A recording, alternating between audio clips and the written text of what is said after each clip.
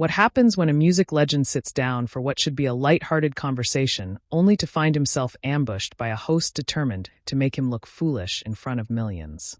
In just 35 seconds, a simple question about his recent successful tour would spiral into one of the most uncomfortable and shocking moments in daytime television history, exposing a host who seemed more interested in creating conflict than conducting an interview. This is the story of how Rod Stewart walked onto the Loose Women set, expecting professional journalism, and instead found himself defending his dignity against a relentless barrage of personal attacks that left viewers stunned and the panel divided. The studio lights were bright and welcoming as Rod Stewart walked onto the Loose Women set that afternoon. The audience clapped warmly and enthusiastically, their excitement genuine, as one of rock music's most iconic voices took his seat opposite the panel. He wore a confident smile, relaxed and ready to chat about his latest album and exciting upcoming performances. Denise Welch sat at the center of the panel, flanked by Ruth Langford and Colleen Nolan, while Janet Street Porter occupied the far seat.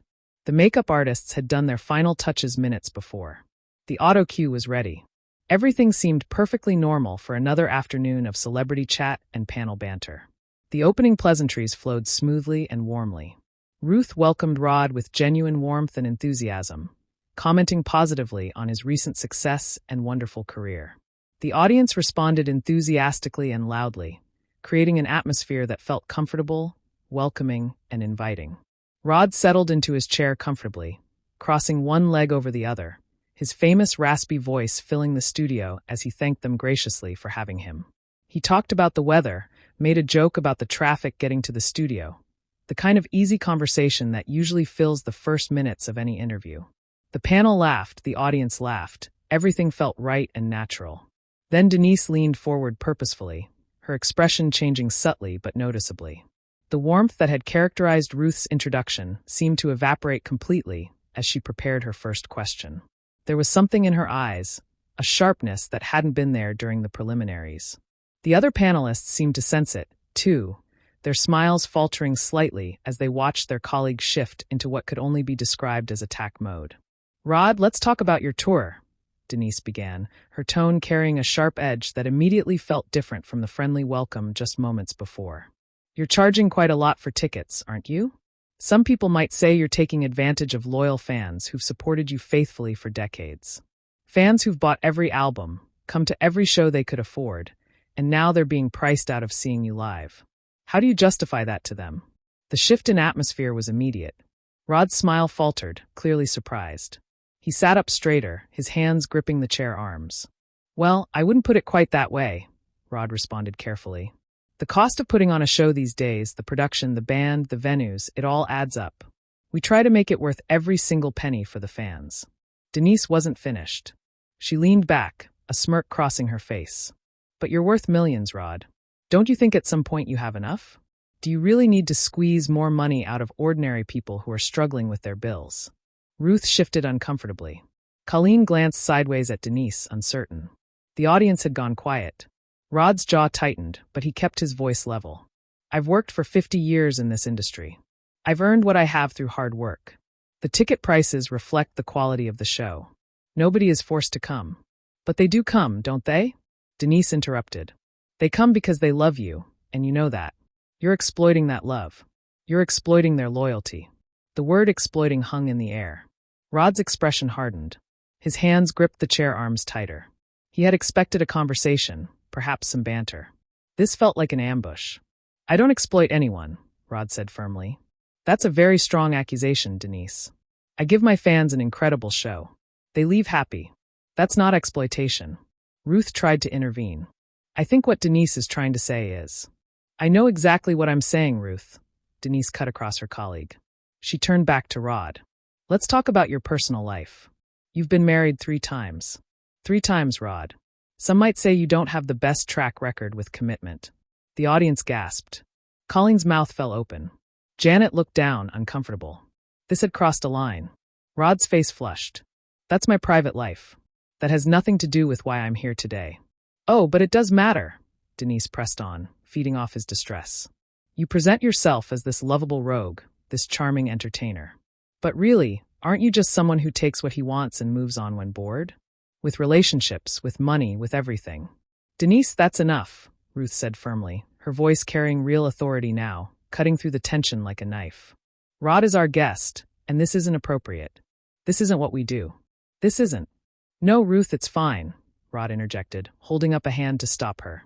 His voice was quiet now, controlled, but there was steel beneath it, a core of strength that comes from decades of dealing with criticism and controversy. Let her finish. Let Denise say whatever it is she's clearly been dying to say since I walked out here. Since before I walked out here, probably. This seems rehearsed, planned. So let's hear all of it. What else do you want to accuse me of, Denise? What other crimes have I committed? Denise smiled, but it wasn't friendly. It was the smile of someone who thinks they're winning, who believes they're landing their blows.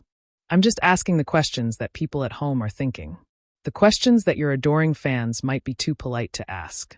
Someone needs to hold celebrities accountable.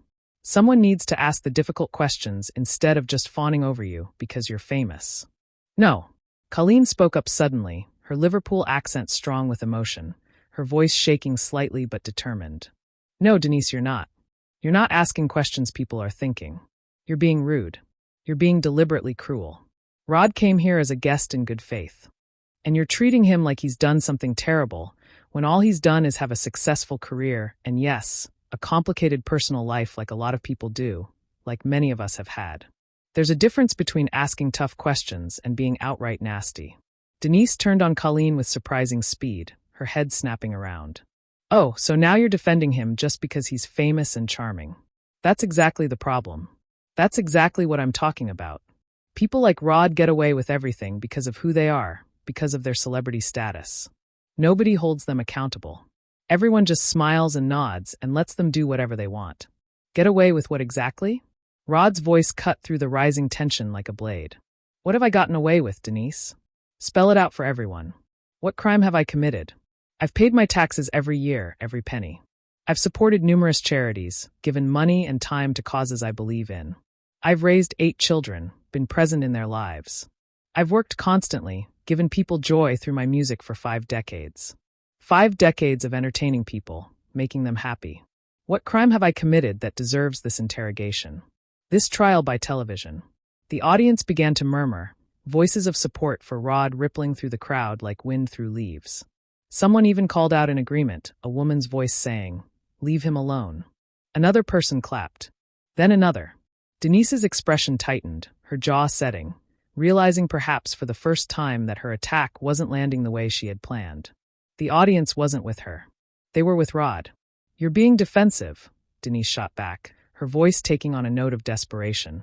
"If you can't handle a few tough questions, maybe you shouldn't be doing interviews. Maybe you should just stay in your mansion and count your money if you're so sensitive to criticism.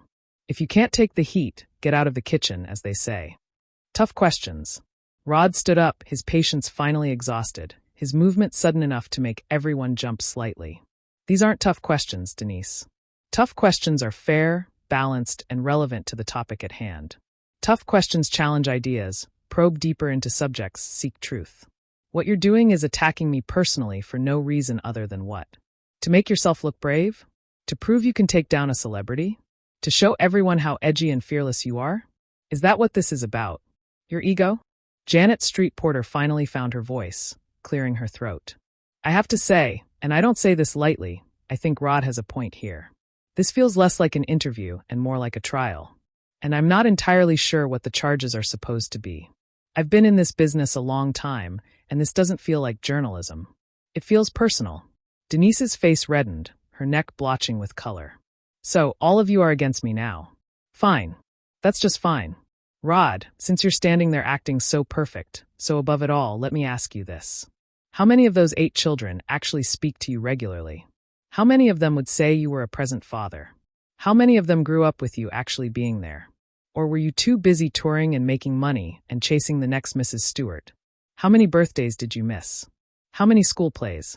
How many times? The studio went completely silent. Even the crew behind the cameras stopped moving, frozen in shock. The boom operator stood motionless. The camera operators held their positions without adjusting. What had started as an uncomfortable interview had descended into something cruel and deeply personal. Something that went beyond acceptable television into territory that felt almost sadistic. Rod's face had gone pale, his eyes bright with anger and hurt, his hands trembling slightly at his sides. "That," Rod said quietly, his voice shaking slightly with emotion, "is beyond the pale. That is absolutely beyond the pale. You don't know anything about my relationship with my children. You don't know anything about my life beyond what you've read in tabloids and gossip magazines. You certainly don't have the right to stand in judgment of me as a father. Nobody does. My children know who I am. They know I love them, and you using them as weapons against me is disgusting." Ruth stood up quickly, her chair scraping against the floor, moving toward Rod with her hands extended in a placating gesture. "Rod, I am so sorry. This isn't how we conduct interviews here. This isn't what we stand for. This isn't the show we run. I promise you. Actually, it appears this is exactly how you conduct interviews," Rod said, reaching up to remove the microphone from his lapel with deliberate movements. "At least when Denise is sitting in that chair. I came here in good faith. I came here to promote my album, to talk about music, about my tour, about bringing joy to people through performance. Instead, I've been insulted, accused of exploitation, and had my personal life dragged through the mud for entertainment. My marriages, my children, all of it thrown at me like ammunition." Denise crossed her arms defensively, her body language rigid. "Oh, here we go. Here it comes. The big star is going to storm off because someone dared to challenge him, because someone didn't just sit here and worship at the altar of Rod Stewart. Poor Rod can't handle a real interview. Challenge me." Rod turned back to face her, his voice rising now, losing some of that careful control. "You haven't challenged me, Denise. You've attacked me. There's a fundamental difference. A challenge would be asking me about the themes in my new album, about how my songwriting has evolved over 50 years, about the state of the music industry, about what it takes to stay relevant. What you've done is launch a personal vendetta disguised as journalism. This isn't brave. This isn't holding me accountable. This is bullying." Colleen stood up as well, her voice passionate, her hands gesturing emphatically. "He's absolutely right. Denise, you've been out of order from the moment he sat down. You clearly had an agenda coming into this. And it wasn't about having a conversation or conducting an interview. It was about tearing him down, about making yourself look big by making him look small. And it's not working. Everyone can see what you're doing. I don't have to listen to this." Denise snapped, her voice brittle. "From either of you. I asked legitimate questions about a public figure who sells himself to the public, who makes millions from public appearances. If he can't handle scrutiny, that's his problem, not mine. Maybe he should think about that before he agrees to come on chat shows." Janet shook her head slowly, deliberately. "There's scrutiny. And then there's what just happened here. I've been in journalism for 40 years. Worked in newspapers, radio, television. I know the difference between holding someone accountable and personal attacks. This wasn't scrutiny, Denise. This was something else entirely." The audience began to applaud, slowly at first, then building into sustained clapping that filled the studio. They were applauding Rod, supporting him against what they had just witnessed. Some were even standing, getting to their feet in solidarity. The cameras captured it all, panning across the audience, showing their faces, their expressions of support and disapproval. The division on the panel was stark. The audience's clear allegiance was unmistakable, and Rod Stewart stood center stage, his dignity intact despite the sustained assault on his character. Rod looked out at the audience, his expression softening slightly as he saw their support. He nodded to them, acknowledging their kindness, their understanding. Then he turned back to the panel one last time, his gaze sweeping across all four women. "Ruth, Colleen, Janet, thank you for trying to maintain some professionalism here. I appreciate it, truly. I see that you tried to stop this, that you were uncomfortable. That means something." He paused, his eyes finding Denise, holding her gaze. "As for you, I hope whatever point you were trying to make was worth it. I hope humiliating a guest on national television makes you feel powerful or relevant or whatever it is you were looking for today. I hope it was worth damaging this show's reputation." Denise's face was set in hard lines, her mouth a thin slash. "You're being dramatic, overly dramatic. You're playing the victim because you didn't get the softball interview you expected. Because someone actually asked you real questions instead of just fawning over you. That's all this is." "No," Ruth interrupted firmly, her voice carrying real anger now, something rarely seen from the normally composed presenter. "Denise, stop. Just stop talking. Rod is right. You crossed every line today, every single professional boundary. This isn't what we do. This isn't who we are as a show. This isn't how we treat guests, no matter who they are. Rod placed the microphone carefully on his chair and straightened his jacket, smoothing down the lapels. I've been in this business long enough to know when I'm not welcome. I faced hostile crowds in my early days, tough critics who didn't like my music, difficult moments when everything seemed to be going wrong. But I've never in 50 years had someone invite me somewhere specifically to tear me apart for their own entertainment. That's a new low. That's something special. He began walking toward the exit, his stride purposeful, his back straight. The audience applauded louder, many now on their feet, some whistling their support. Colleen called after him, her voice catching with emotion. Rod, we're so sorry. Please know this isn't typical.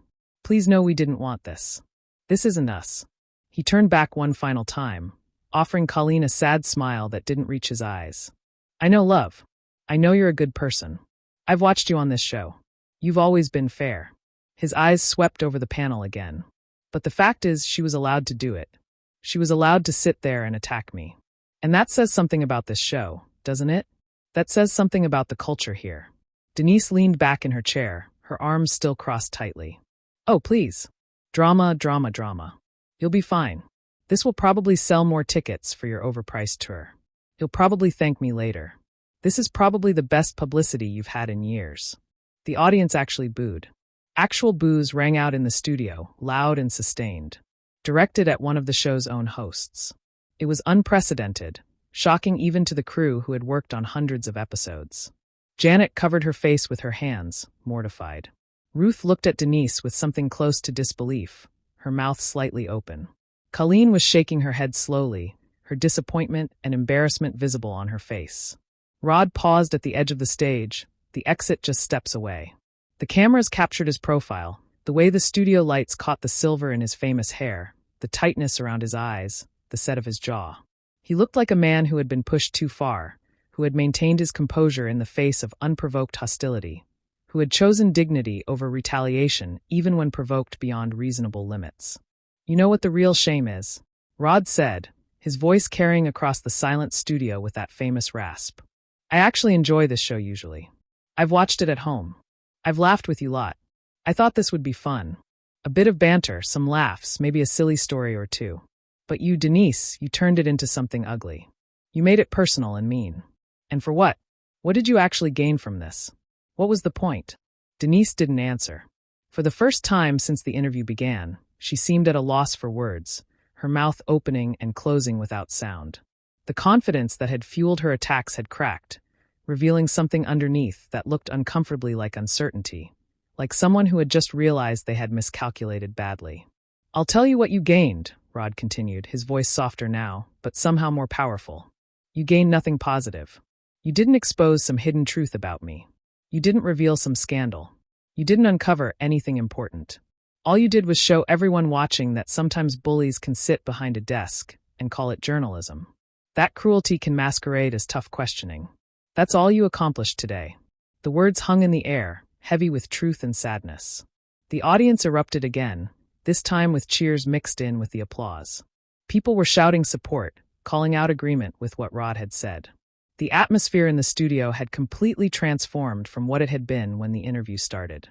What should have been Denise's moment of triumph, her tough interrogation of a celebrity, her fearless journalism, had become her moment of exposure. The audience had turned against her completely. The panel had distanced themselves from her actions, and the guest she had tried to humiliate was walking away with his head held high and his reputation enhanced. Ruth stood up from her seat, moving toward Rod quickly. Please, Rod, on behalf of the show, on behalf of all of us, I apologize from the bottom of my heart. This should never have happened. This is not who we are. This is not what we represent. I am so sorry. Rod looked at her, his expression softening with genuine appreciation. I appreciate that, Ruth. I really do. I can see you mean it. But the problem is it did happen. And it happened because someone thought it was acceptable. Someone thought they could treat a guest this way and get away with it. And maybe they will. Maybe nothing will change. But at least people saw it. At least it's out there. He glanced back at Denise one more time. She was staring at her hands now, her face flushed, her neck blotchy. The rest of the panel had physically turned away from her, their body language speaking volumes. Colleen had actually moved her chair slightly. Janet was looking anywhere but at her colleague. Colleen had tears in her eyes. You deserve better than this, Rod. You deserve so much better. I'm ashamed this happened on our show. Yeah, well, Rod managed a small smile. Can't win them all, can you? But the fans who come to my shows, the people who've supported me all these years, they know who I am. They know what I stand for, and that's what matters, not this. Janet nodded slowly. You're absolutely right. And I'm embarrassed this happened on our watch. The studio was still buzzing with tension as Rod finally walked off the set for real this time. The cameras followed him until he disappeared through the studio door. The audience still on their feet, still applauding, some wiping their own tears. Behind him on the panel, 3 women sat in uncomfortable silence while one, Denise Welch, finally looked up to find herself completely isolated. The colleague beside her had shifted her chair away. The audience was openly hostile. The cameras had captured every moment of her aggressive questioning, every personal attack, every moment where she had chosen cruelty over professionalism, vindictiveness over journalism. Ruth tried to salvage what was left of the show, her voice tight with emotion. We need to take a break, she said into the camera, her professional mask barely holding. We'll be right back after these messages. But as the cameras cut away and the red lights dimmed, everyone in that studio knew something significant had just happened. This wasn't just an awkward interview that would be forgotten by tomorrow. This was a moment that would define how guests were treated, how hosts conducted themselves. Rod Stewart had walked onto that set expecting professional treatment. He had maintained his dignity throughout, and he had walked away having shown everyone watching exactly who the real problem was in that studio.